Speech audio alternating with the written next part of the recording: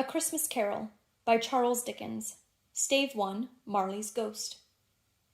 Marley was dead, to begin with. There is no doubt whatever about that.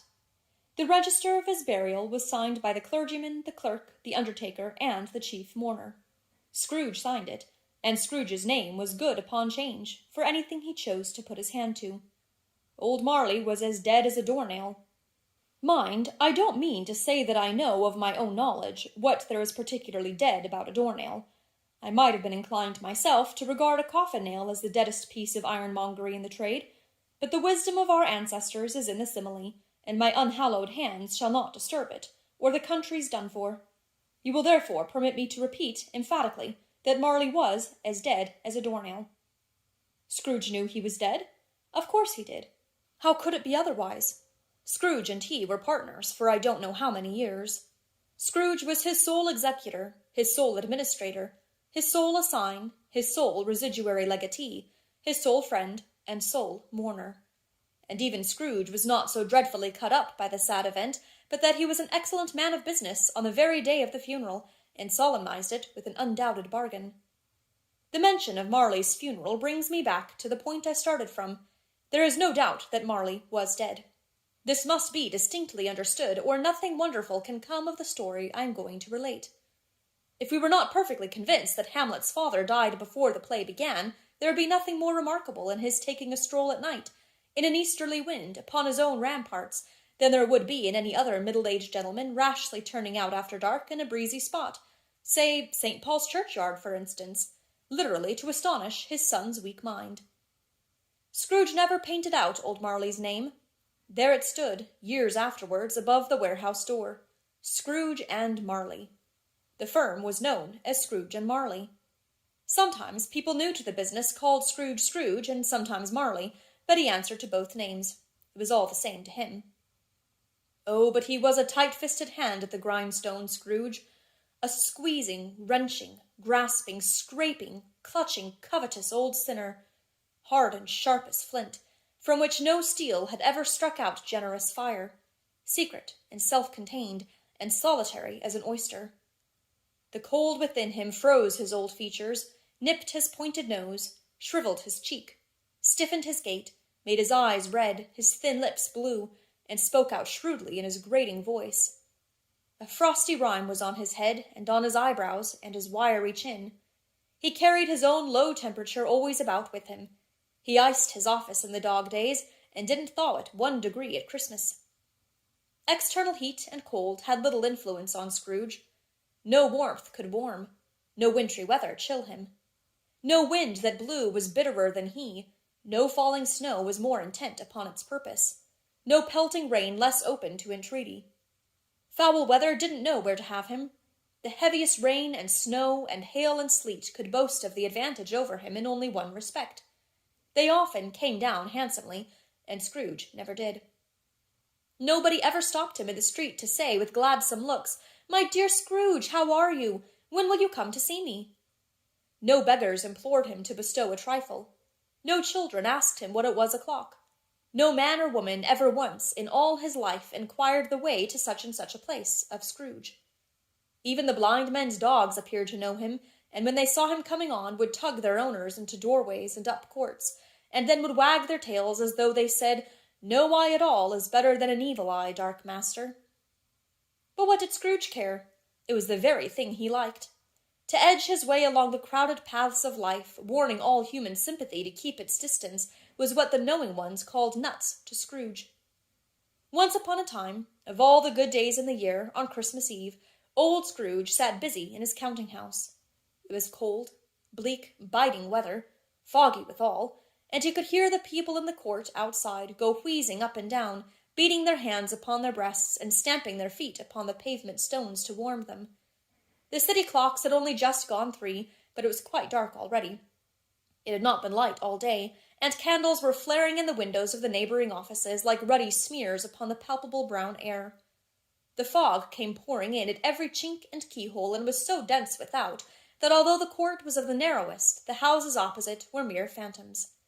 To see the dingy cloud come drooping down, obscuring everything, one might have thought that nature lived hard by and was brewing on a large scale.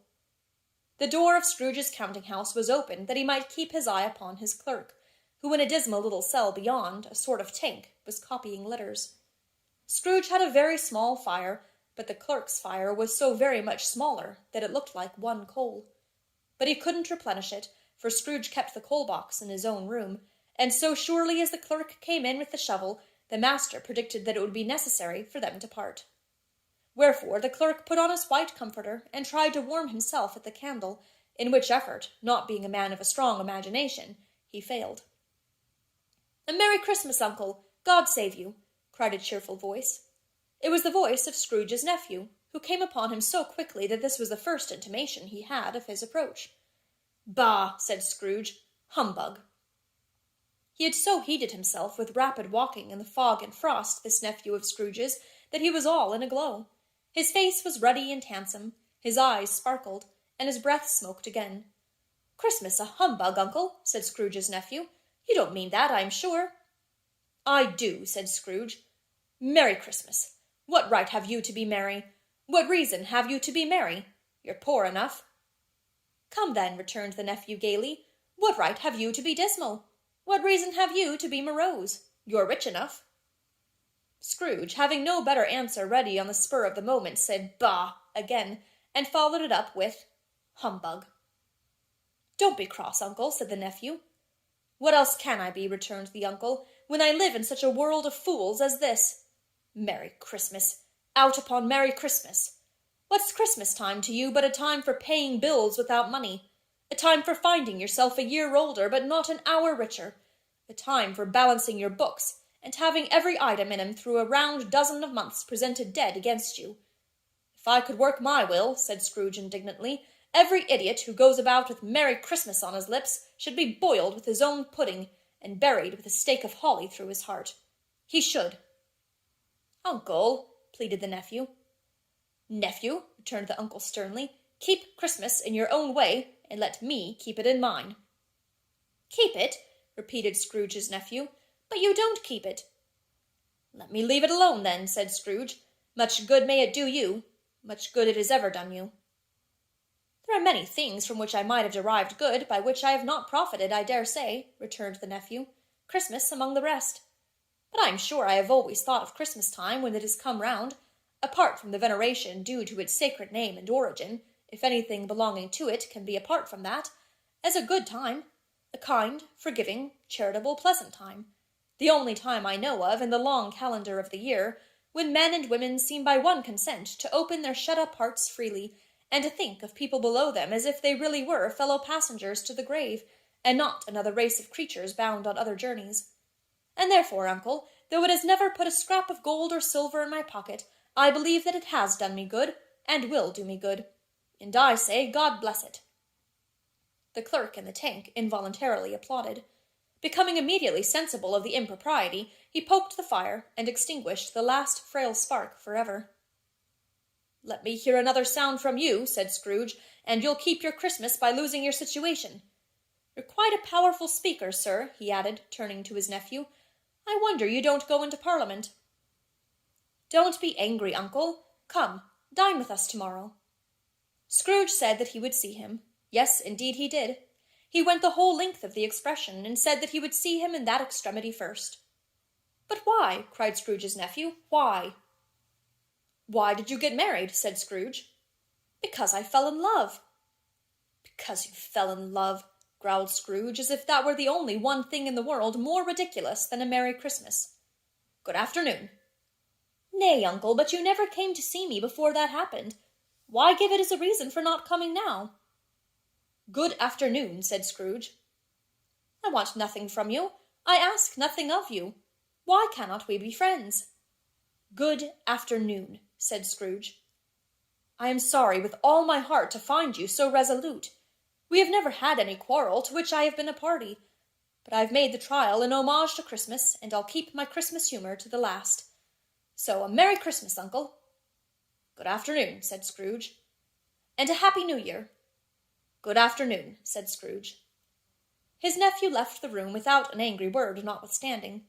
He stopped at the outer door to bestow the greetings of the season on the clerk, who, cold as he was warmer than Scrooge, for he returned them cordially. "There's another fellow," muttered Scrooge, who overheard him.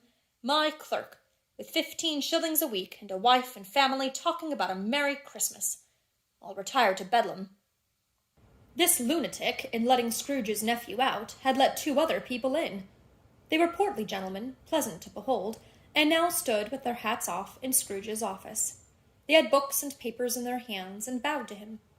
"Scrooge and Marley's, I believe," said one of the gentlemen, referring to his list. "Have I the pleasure of addressing Mr. Scrooge or Mr. Marley?" "Mr. Marley has been dead these 7 years," Scrooge replied. "He died 7 years ago, this very night." "We have no doubt his liberality is well represented by his surviving partner," said the gentleman, presenting his credentials. It certainly was, for they had been 2 kindred spirits. At the ominous word liberality, Scrooge frowned and shook his head, and handed the credentials back. "At this festive season of the year, Mr. Scrooge," said the gentleman, taking up a pen, "it is more than usually desirable that we should make some slight provision for the poor and destitute, who suffer greatly at the present time. Many thousands are in want of common necessaries. Hundreds of thousands are in want of common comfort, sir." "Are there no prisons?" asked Scrooge. "Plenty of prisons," said the gentleman, laying down the pen again. "And the Union workhouses?" demanded Scrooge. "Are they still in operation?" "They are. Still," returned the gentleman, "I wish I could say they were not." "The treadmill and the poor law are in full vigor, then?" said Scrooge. "Both very busy, sir." "Oh, I was afraid, from what you said at first, that something had occurred to stop them in their useful course," said Scrooge. "I'm very glad to hear it." "Under the impression that they scarcely furnish Christian cheer of mind or body to the multitude," returned the gentleman, "a few of us are endeavoring to raise a fund to buy the poor some meat and drink, and means of warmth. We choose this time because it is a time of all others when want is keenly felt, and abundance rejoices. What shall I put you down for?" "Nothing," Scrooge replied. "You wish to be anonymous?" "I wish to be left alone," said Scrooge. "Since you ask me what I wish, gentlemen, that is my answer. I don't make merry myself at Christmas, and I can't afford to make idle people merry. I help to support the establishments I have mentioned. They cost enough, and those who are badly off must go there." "Many can't go there, and many would rather die." "If they would rather die," said Scrooge, "they had better do it, and decrease the surplus population. Besides, excuse me, I don't know that." "But you might know it," observed the gentleman. "It's not my business," Scrooge returned. "It's enough for a man to understand his own business and not to interfere with other people's. Mine occupies me constantly. Good afternoon, gentlemen." Seeing clearly that it would be useless to pursue their point, the gentleman withdrew. Scrooge resumed his labors with an improved opinion of himself, and in a more facetious temper than was usual with him. Meanwhile the fog and darkness thickened so that people ran about with flaring links, proffering their services to go before horses and carriages and conduct them on their way. The ancient tower of a church, whose gruff old bell was always peeping slyly down at Scrooge out of a Gothic window in the wall, became invisible, and struck the hours and quarters in the clouds, with tremulous vibrations afterwards, as if its teeth were chattering in its frozen head up there. The cold became intense. In the main street, at the corner of the court, some labourers were repairing the gas pipes, and had lighted a great fire in a brazier, round which a party of ragged men and boys were gathered, warming their hands and winking their eyes before the blaze in rapture. The water-plug being left in solitude, its overflowing sullenly congealed and turned to misanthropic ice. The brightness of the shops, where holly sprigs and berries crackled in the lamp heat of the windows, made pale faces ruddy as they passed. Poulterers' and grocers' trades became a splendid joke, a glorious pageant with which it was next to impossible to believe that such dull principles as bargain and sale had anything to do. The Lord Mayor, in the stronghold of the mighty mansion house, gave orders to his 50 cooks and butlers to keep Christmas as a Lord Mayor's household should, and even the little tailor, whom he had fined 5 shillings on the previous Monday for being drunk and bloodthirsty in the streets, stirred up tomorrow's pudding in his garret, while his lean wife and the baby sallied out to buy the beef. Foggier yet, and colder. Piercing, searching, biting cold. If the good St. Dunstan had but nipped the evil spirit's nose with a touch of such weather as that, instead of using his familiar weapons, then indeed he would have roared to lusty purpose. The owner of one scant young nose, gnawed and mumbled by the hungry cold as bones are gnawed by dogs, stooped down at Scrooge's keyhole to regale him with the Christmas carol.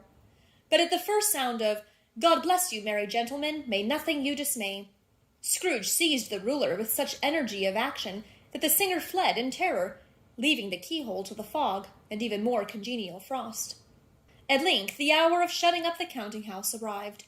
With an ill will, Scrooge dismounted from his stool and tacitly admitted the fact to the expectant clerk in the tank, who instantly snuffed his candle out and put on his hat. "You'll want all day tomorrow, I suppose," said Scrooge. "If quite convenient, sir." "It's not convenient," said Scrooge, "and it's not fair. If I was to stop half a crown for it, you'd think yourself ill-used, I'll be bound."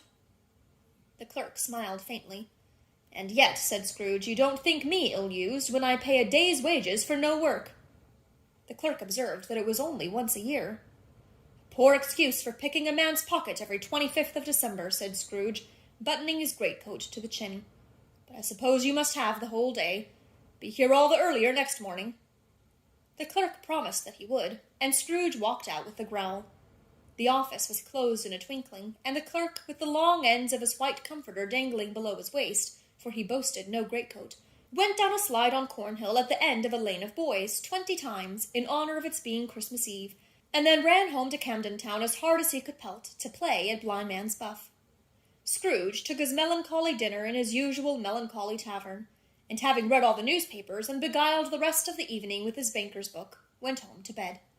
He lived in chambers which had once belonged to his deceased partner.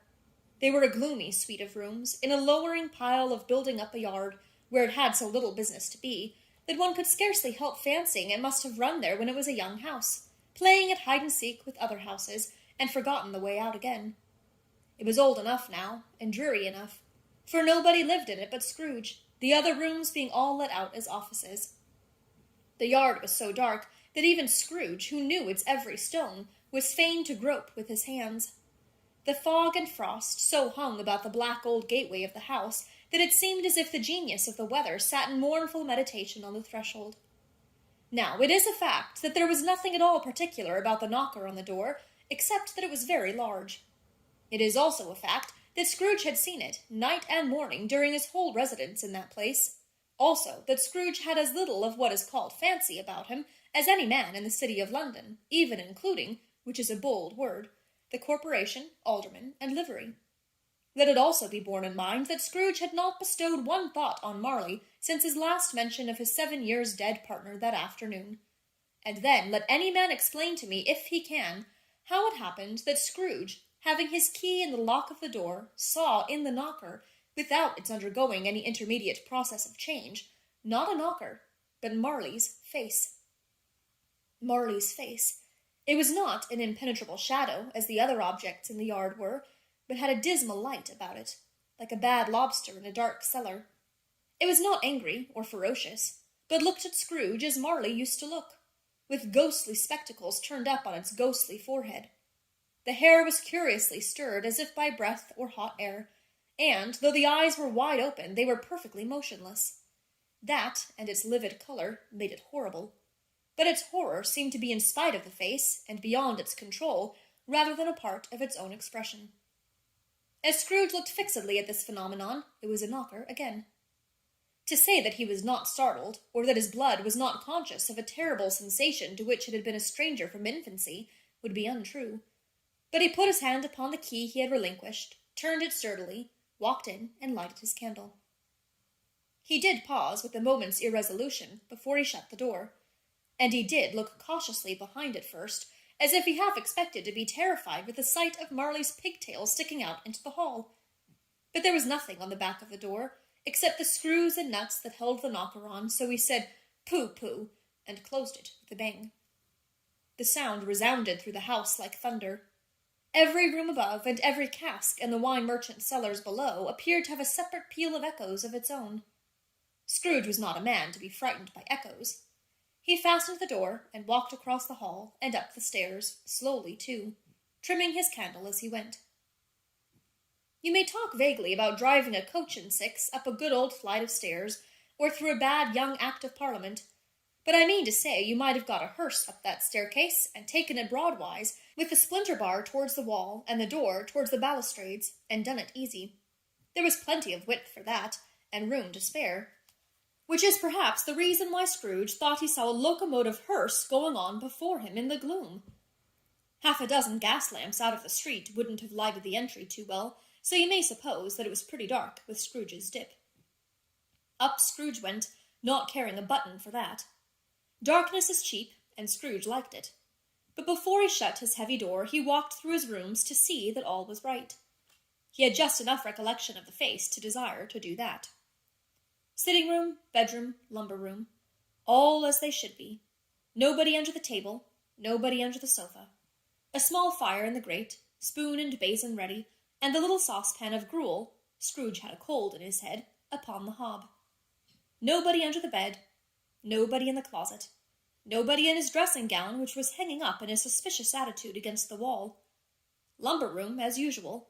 Old fireguard, old shoes, 2 fish baskets, washing stand on 3 legs, and a poker.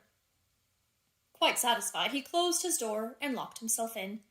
Double-locked himself in, which was not his custom. Thus secured against surprise, he took off his cravat, put on his dressing gown and slippers and his nightcap, and sat down before the fire to take his gruel. It was a very low fire indeed, nothing on such a bitter night. He was obliged to sit close to it and brood over it before he could extract the least sensation of warmth from such a handful of fuel. The fireplace was an old one, built by some Dutch merchant long ago, and paved all round with quaint Dutch tiles, designed to illustrate the Scriptures. There were Cains and Abels, Pharaoh's daughters, queens of Sheba, angelic messengers descending through the air on clouds like feather-beds, Abrahams, Belshazzars, apostles putting off to sea in butter-boats, hundreds of figures to attract his thoughts. And yet that face of Marley, 7 years dead, came like the ancient prophet's rod, and swallowed up the whole. If each smooth tile had been a blank at first, with power to shape some picture on its surface from the disjointed fragments of his thoughts, there would have been a copy of old Marley's head on every one. "Humbug," said Scrooge, and walked across the room. After several turns, he sat down again. As he threw his head back in the chair, his glance happened to rest upon a bell, a disused bell that hung in the room, and communicated for some purpose now forgotten with the chamber in the highest story of the building. It was with great astonishment, and with a strange, inexplicable dread, that as he looked, he saw this bell begin to swing. It swung so softly in the outset that it scarcely made a sound, but soon it rang out loudly, and so did every bell in the house. This might have lasted half a minute, or a minute, but it seemed an hour. The bells ceased as they had begun, together. They were succeeded by a clanking noise, deep down below, as if some person were dragging a heavy chain over the casks in the wine merchant's cellar. Scrooge then remembered to have heard that ghosts in haunted houses were described as dragging chains. The cellar door flew open with a booming sound, and then he heard the noise much louder on the floors below, then coming up the stairs, then coming straight towards his door. "It's humbug still," said Scrooge. "I won't believe it." His color changed, though, when, without a pause, it came on through the heavy door and passed into the room before his eyes. Upon its coming in, the dying flame leaped up as though it cried, "I know him, Marley's ghost," and fell again. The same face, the very same. Marley in his pigtail, usual waistcoat, tights, and boots, the tassels on the latter bristling like his pigtail and his coat skirts, and the hair upon his head. The chain he drew was clasped about his middle.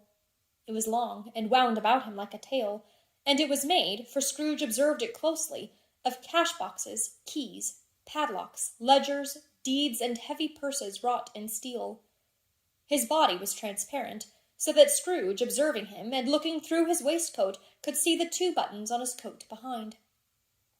Scrooge had often heard it said that Marley had no bowels, but he had never believed it until now. No, nor did he believe it even now.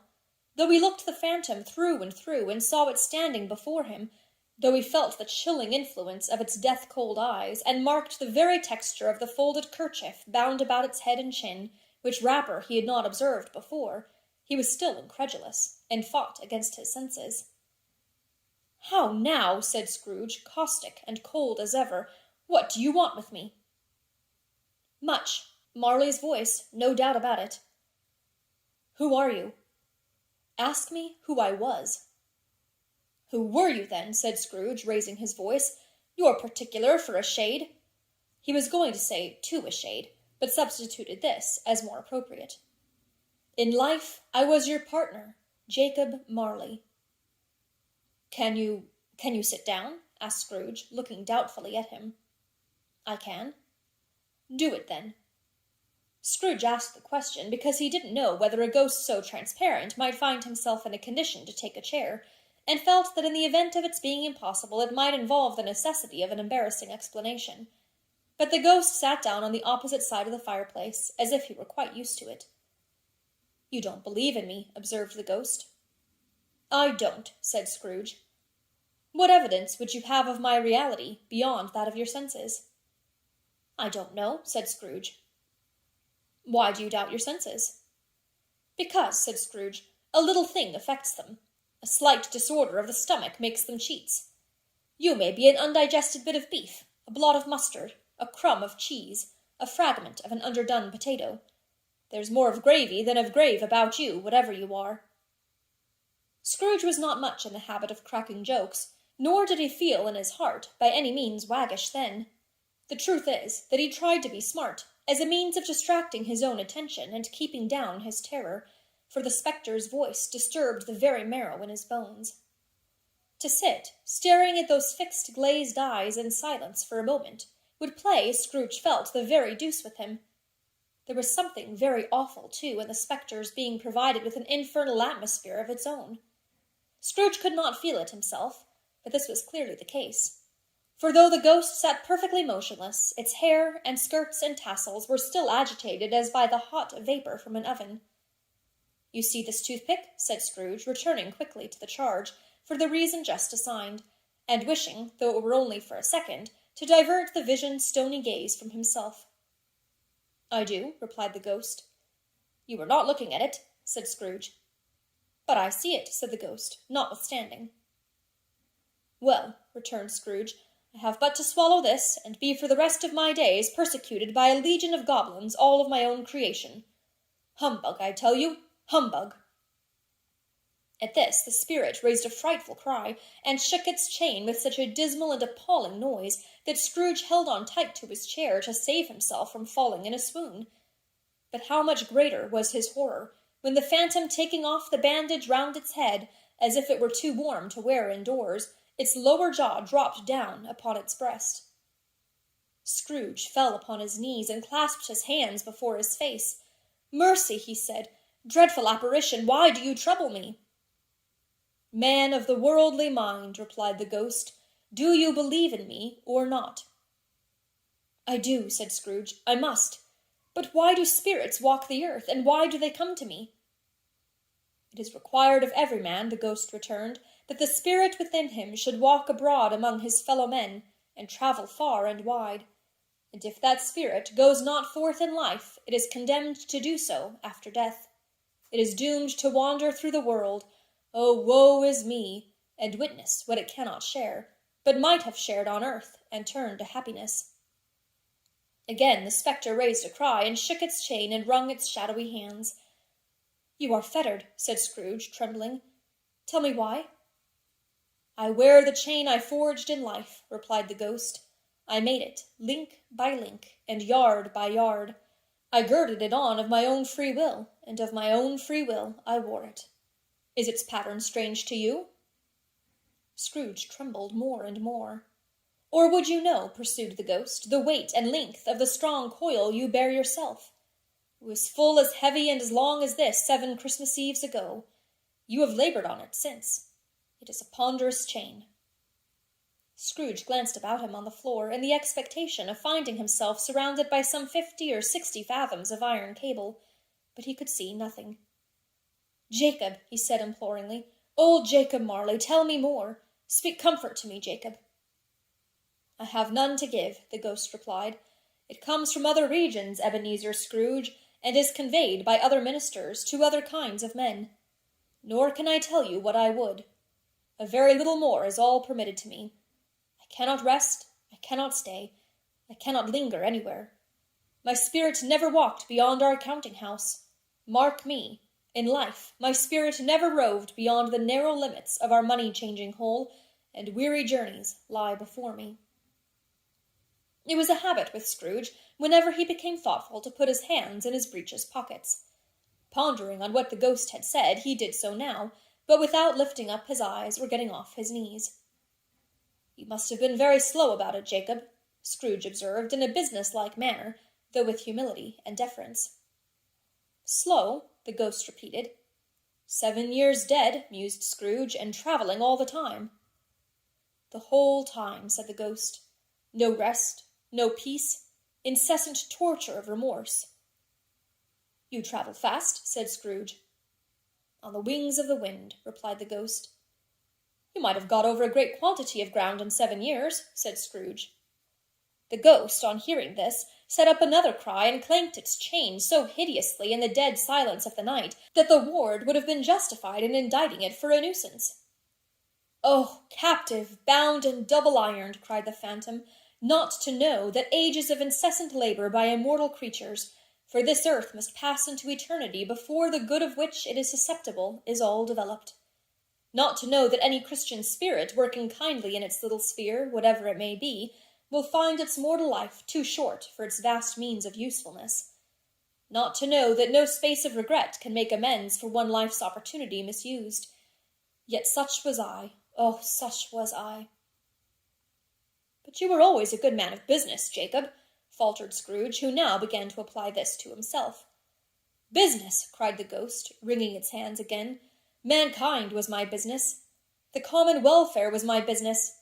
Charity, mercy, forbearance, and benevolence were all my business. The dealings of my trade were but a drop of water in the comprehensive ocean of my business." It held up its chain at arm's length, as if that were the cause of all its unavailing grief, and flung it heavily upon the ground again. "At this time of the rolling year," the spectre said, "I suffer most. Why did I walk through crowds of fellow beings with my eyes turned down, and never raise them to that blessed star which led the wise men to a poor abode? Were there no poor homes to which its light would have conducted me?" Scrooge was very much dismayed to hear the spectre going on at this rate, and began to quake exceedingly. "Hear me," cried the ghost. "My time is nearly gone." "I will," said Scrooge, "but don't be hard upon me. Don't be flowery, Jacob, pray." "How it is that I appear before you in a shape that you can see, I may not tell. I've sat invisible beside you many and many a day." It was not an agreeable idea. Scrooge shivered and wiped the perspiration from his brow. "That is no light part of my penance," pursued the ghost. "I am here tonight to warn you that you have yet a chance and hope of escaping my fate, a chance and hope of my procuring Ebenezer." "You were always a good friend to me," said Scrooge. "Thank ye." "You will be haunted," resumed the ghost, "by 3 spirits." Scrooge's countenance fell almost as low as the ghost's had done. "Is that the chance and hope you mentioned, Jacob?" he demanded in a faltering voice. "It is." I think I'd rather not," said Scrooge. "Without their visits," said the ghost, "you cannot hope to shun the path I tread. Expect the first tomorrow, with the bell tolls 1. "Couldn't I take 'em all at once, and have it over, Jacob?" hinted Scrooge. "Expect the second on the next night at the same hour. The third upon the next night, when the last stroke of 12 has ceased to vibrate. Look to see me no more, and look that, for your own sake, you remember what has passed between us." When it had said these words, the spectre took its wrapper from the table, and bound it round its head, as before.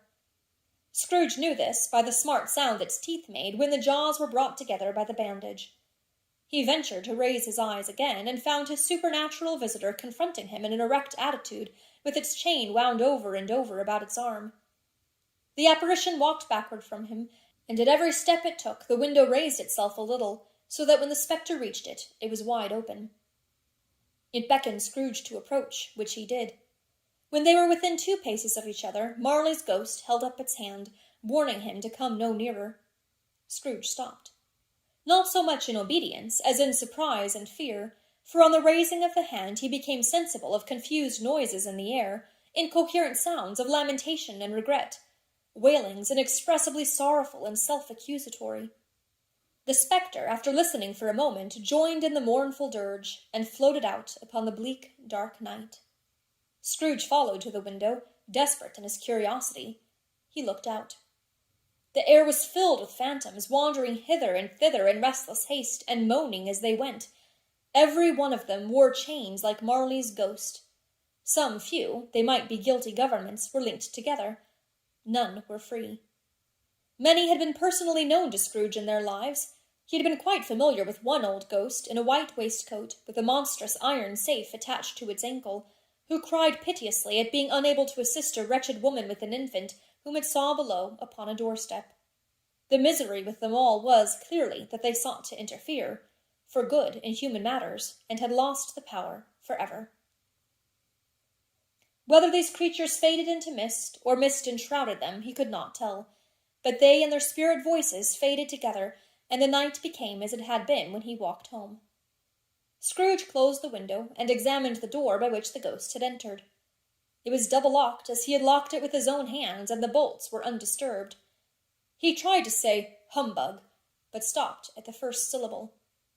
And being, from the emotion he had undergone, or the fatigues of the day, or his glimpse of the invisible world, or the dull conversation of the ghost, or the lateness of the hour, much in need of repose, went straight to bed, without undressing, and fell asleep upon the instant.